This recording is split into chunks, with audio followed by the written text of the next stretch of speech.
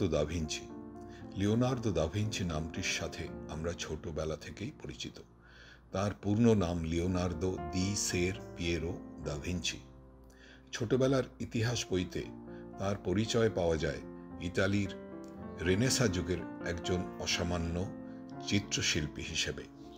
কিন্তু শুধুমাত্র চিত্রশিল্পেই নয়, তিনি ছিলেন অসাধারণ বহুমুখী প্রতিভার অধিকারী। তার অন্যান্য পরিচয় ভাস্কর, স্থপতি, সঙ্গীতজ্ঞ, বিংশ শতাব্দীর নানা বৈজ্ঞানিক যন্ত্রের আদিম আবিষ্কারক এবং বৈজ্ঞানিক হিসাবেও। লিওনার্দোর জন্ম হয়েছিল ইতালির তাস্কান প্রদেশে ভিঞ্চি নামক গ্রামে। তখন তার নাম লিওনার্দো দা ভিঞ্চি ছিল না। 15 শতকে উচ্চবিত্তদের মধ্যে পারিবারিক পদবি ব্যবহারের রীতি খুবই জনপ্রিয় হয়ে ওঠে, কিন্তু 16 শতকের মধ্যভাগের আগে পর্যন্ত সমাজের অন্যান্য শ্রেণীর মধ্যে এটা ব্যবহৃত হতো না। তাই তখন তিনি পরিচিত ছিলেন শুধু লিওনার্দো নামে। তিনি ছিলেন ফ্লোরেন্সের এক নোতারি পিয়েরো দা ভিঞ্চি এবং এক গ্রাম্য মহিলা ক্যাতেরিনার অবৈধ সন্তান। তার নামের অর্থ ছিল পিয়েরের পুত্র, যার ভিঞ্চি গ্রামে জন্ম। উইকিপিডিয়া থেকে আরও জানা যায় যে তার জীবনের প্রথম বছর কেটেছে আনচিয়ান প্রদেশের এক ছোট্ট গ্রামে। তারপর তিনি চলে যান ফ্রান্সিসকোতে তার পিতা ও অন্যান্য আত্মীয়দের সঙ্গে থাকতে। উইকিপিডিয়া থেকে আরও জানা যায় যে কৈশোর জীবনের বিষয়ে লিওনার্দো 2টি ঘটনার কথা লিপিবদ্ধ করে গিয়েছেন। প্রথমটি হলো, একবার একটি চিল হঠাৎ করে আকাশ থেকে নেমে তার দোলনার উপর দিয়ে যাবার সময় তার মুখে এর লেজের পালক বুলিয়ে যায়। লোকজন এই ঘটনাকে তার ভবিষ্যৎ জীবনের সফলতার লক্ষণ হিসেবেই ধরে নিয়েছিল। দ্বিতীয় ঘটনা হলো, তিনি ছোটবেলায় একবার এক পাহাড়ে ঘুরতে গিয়েছিলেন। সেখানে তিনি একটা গুহা আবিষ্কার করেছিলেন। গুহাটা ছিল অন্ধকার, আর তার মনে হচ্ছিল এর ভিতরে নিশ্চয়ই কোনো অতিকায় দৈত্য লুকিয়ে আছে। কিন্তু তার অদম্য কৌতূহলের কারণে তিনি এই গুহায় কি আছে তা খুঁজেও দেখেছিলেন। দা ভিঞ্চি ছোটবেলায় সাধারণ ঘরোয়াভাবে লেখাপড়া শিখেছিলেন। তিনি কোনো রকম আনুষ্ঠানিক লেখাপড়া গ্রহণ করেননি। তার প্রকৃতির প্রতি বিশেষ টান ছিল, সেজন্য তিনি বাইরের সময় কাটাতে বেশি পছন্দ করতেন।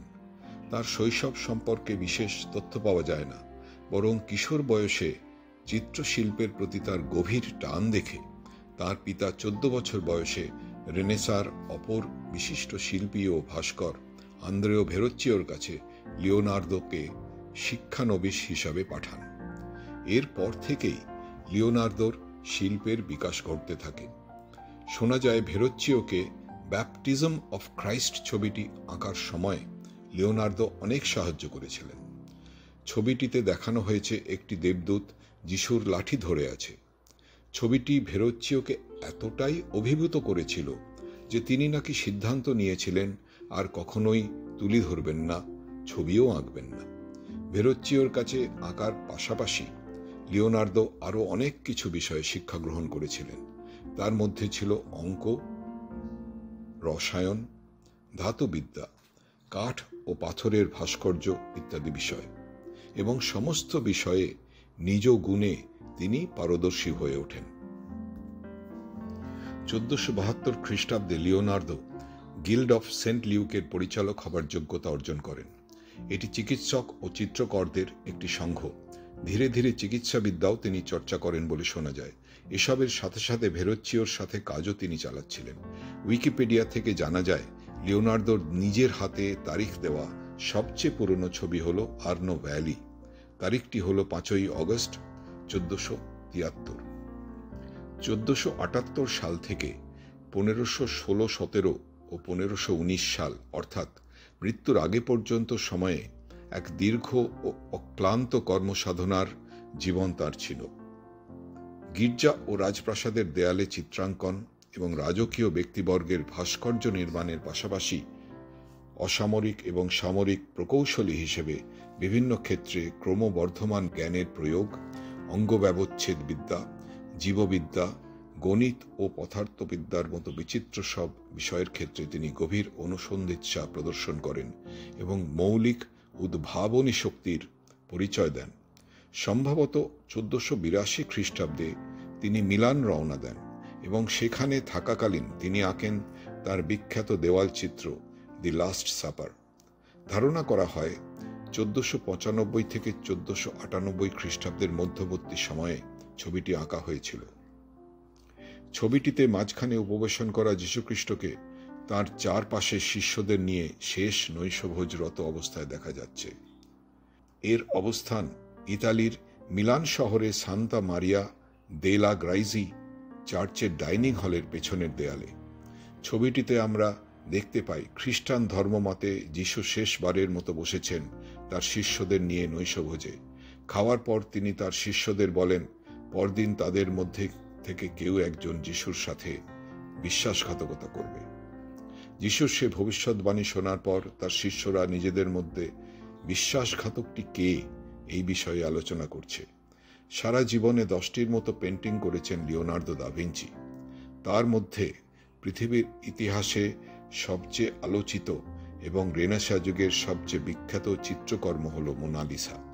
আনুমানিক 1503 থেকে 1506 সালের মধ্যে তিনি এই ছবিটি এঁকেছিলেন। শিল্পকর্মটি ফ্রান্সের লুভার জাদুঘরে সংরক্ষিত আছে। ছবিটি সম্পূর্ণ আঁকতে তার প্রায় 4 বছর সময় লেগে যায়।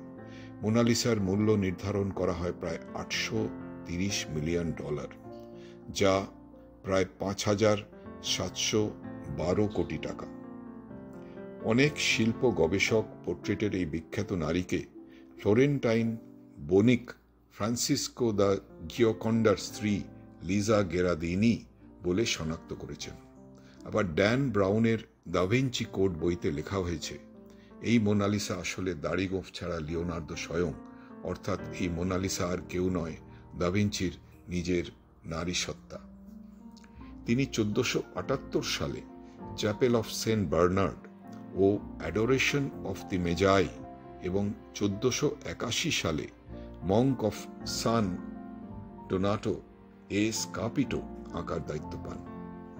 আবার বিজ্ঞান এবং কলার সংমিশ্রণে 1490 সালে আঁকা ভিট্রুভিয়ান ম্যান স্কেচ ছবিটি তিনি জনসাধারণের জন্য আঁকেননি, এঁকেছিলেন মানব দেহ এবং গণিতের প্রতি নিজের জ্ঞান ও মনোযোগ আগ্রহ থেকে। বর্তমানে এটি ইতালির ভেনিস শহরের আকাদেমিয়া নামক জাদুঘরে সংরক্ষিত আছে। ছবিটিতে দেখা যায় বর্গক্ষেত্র এবং বৃত্ত উভয়ের ভেতরে একটি পুরুষ চিত্র, যার হাত পা বিভিন্ন দিকে আলাদা আলাদাভাবে ছড়ানো। এছাড়া ছবিটিতে বেশ কিছু অনুপাতও লিপিবদ্ধ ছিল। লেডি উইথ অ্যান আর্মিন আঁকাটি 1489 থেকে 1490 সময়কালের মাঝখানে আঁকা একটি তৈলচিত্র। ছবিটি একজন নারীর পোর্ট্রেট। তিনি ছিলেন মিলানের ডেউক লুডোভিকো স্করিয়ার পত্নী সিসিলিয়া গ্যালেরানি। লিওনার্দো দা ভিঞ্চি এই সময়ে ডিউকের হয়েই কাজ করতেন। 1508 সালে আঁকা ভার্জিন অফ দ্য রক্স ছবিতে ভার্জিন মেরি, প্রভু যিশু এবং জন দ্য ব্যাপটিস্টকে দেখানো হয়েছে। ছবিটির 2টি সংস্করণ আছে। মূল ছবিটি আছে প্যারিসের লুভার জাদুঘরে, এই কারণে একে বলা হয় লুভার সংস্করণ।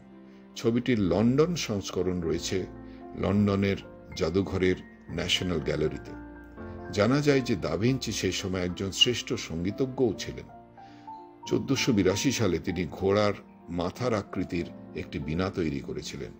লিওনার্দো ডিউকের কাছে একটি চিঠি লিখেন, যাতে ছিল তার উদ্ভাবিত বিভিন্ন চমৎপ্রদ যন্ত্রের বর্ণনা।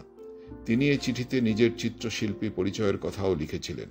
লিওনার্দো তার জীবনে প্রযুক্তিবিদ হিসেবেও খুবই খ্যাত ছিলেন। উইকিপিডিয়া থেকে জানা যায় লুডোভিকো মুরো নামক এক ব্যক্তিকে তিনি এক চিঠি দিয়ে দাবি করেছিলেন যে তিনি একটি শহরের সুরক্ষা এবং নিরাপত্তার জন্য স্বয়ংক্রিয় কিছু যন্ত্র আবিষ্কার করতে সক্ষম হয়েছেন। তিনি তার জীবদ্দশায় উড়তে সক্ষম এরকম যন্ত্র ডিজাইনে ব্যস্ত ছিলেন। তারই প্রদত্ত ডিজাইনে বর্তমানে আধুনিক বিমান নির্মাণ সম্ভব হয়েছে। ভিঞ্চি তার জীবনের শেষ পর্যায়ে অর্থাৎ সেপ্টেম্বর 1513 থেকে 1516 অবধি রোমের 10ম পোপের অধীনেই কাটান বলে জানা যায়। 1515-তে রাজা ফ্রান্সিস 1 নম্বর মিলান দখল করলে তিনি তখন রাজার বাসভবনের পাশেই ক্লজ লুইস নামক আবাসে বাস করতে শুরু করেন। এখানেই তিনি তার জীবনের পরবর্তী 3 বছর অতিবাহিত করেন। লিওনার্দো দা ভিঞ্চিকে নিয়ে যুগ যুগ ধরে মানুষের নানা বিষয়ে কৌতূহল উদয় হয়েছে। এখনও নানা বিজ্ঞানী নানা গবেষণায় তাকে নিয়ে করে চলেছেন নতুন নতুন তথ্যের আশায় আলোচনা।